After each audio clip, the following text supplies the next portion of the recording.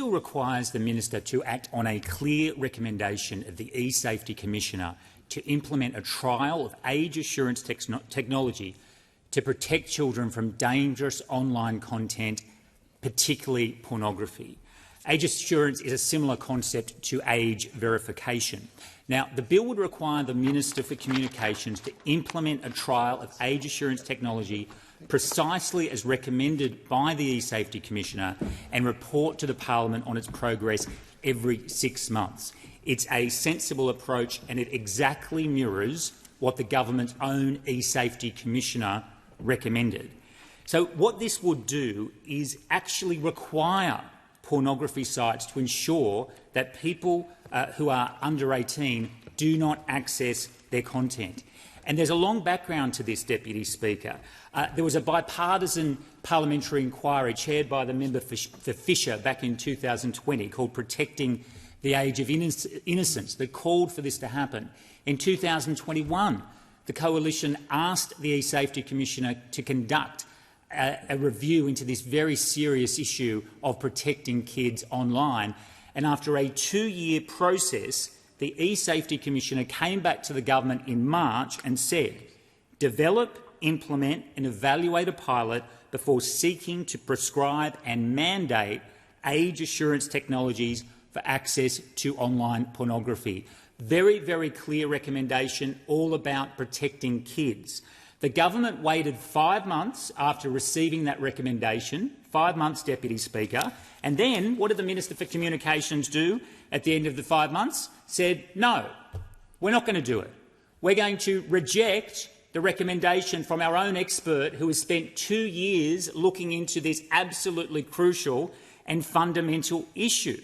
Now, why on earth would the government not take action to protect kids as recommended by the e-Safety Commissioner? What the government said instead is, let's leave it up to industry. Let's leave it up to industry codes, literally industry codes to which the pornography industry itself will contribute. Now, this process is going to take years, Deputy Speaker, whereas the e-Safety Commissioner says, get on with a trial of this technology now. And the government says the technology isn't ready. Well, tell the UK that, Deputy Speaker, because just 4 weeks ago, the United Kingdom legislated for age verification technology. It is now law in the UK for age verification technology to be in place for access to, for children to be stopped from accessing specifically pornography, specifically material related to self-harm, suicide and eating disorders. It's in the statute books of the United Kingdom today. Our government in Australia, the Albanese government, says the technology is not ready, let's leave it up to the industry themselves to write some codes that will take years. And the government's own national plan to address violence against women and children says this: with pornography now overwhelmingly consumed online and via mobile devices, it is both prevalent and pervasive, perpetuating sexist, misogynistic and degrading views about women. This is a serious concern in addressing the drivers of violence against women and children. That is in the government's own report, Deputy Speaker. And experts, some of Australia's most eminent experts, have very strongly criticised the government's decision. And here's what the experts said in a letter organised by Collective Shout. It is our strong view that the government has allowed itself to be swayed by industry resistance to an age verification system. Vested interests should not have been put before the well-being of children. Strong statement, Deputy Speaker. Who said it?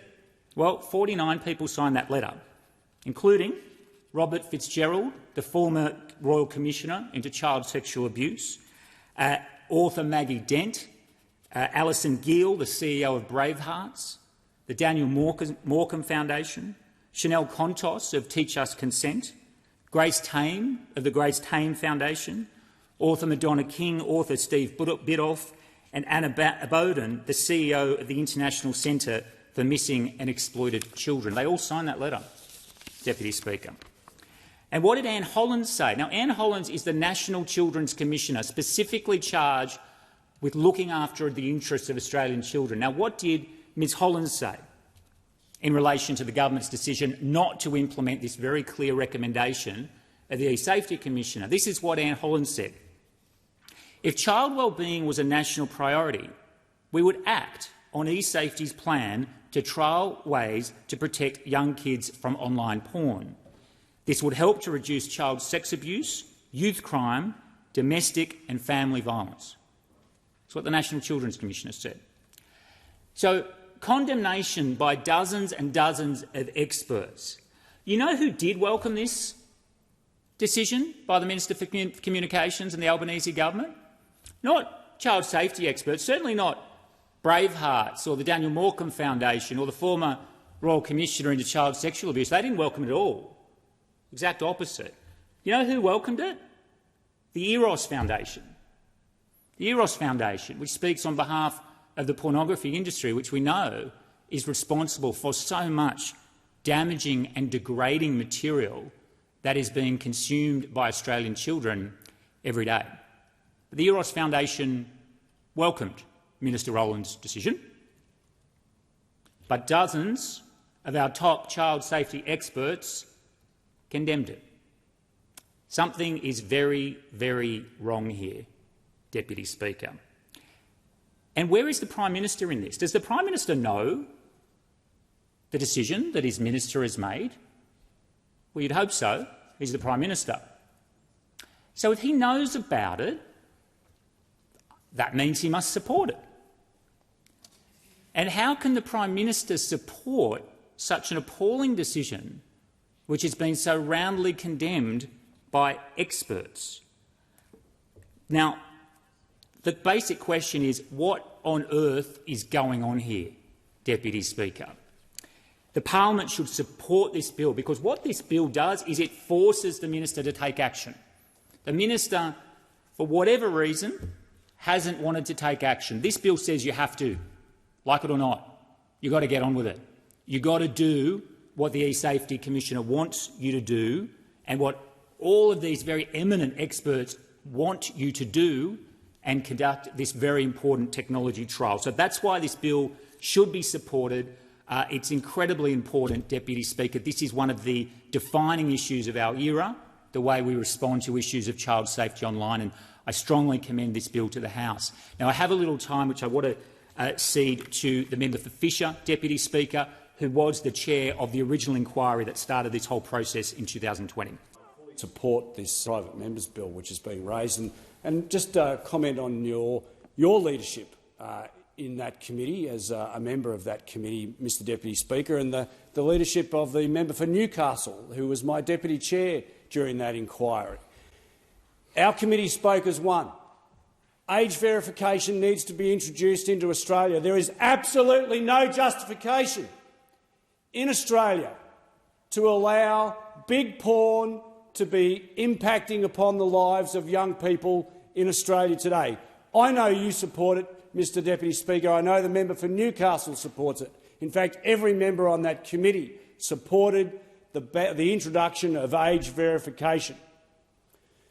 Just have a think about some of the evidence that we heard, Mr Deputy Speaker. Let me remind you and anybody listening that access to pornography from a very young age is impacting upon the poor mental health of our young people.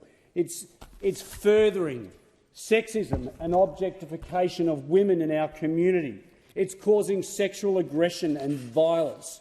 There is a direct correlation between domestic violence and the regular use of pornography. And we're not just talking about the old pornography of days gone by of Penthouse and Playboy. This is hardcore, violent, demeaning pornography of women.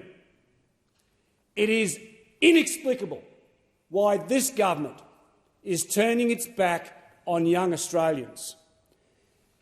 The Labor Party needs to take a very good, long, hard look at itself and change the position of the Communications Minister.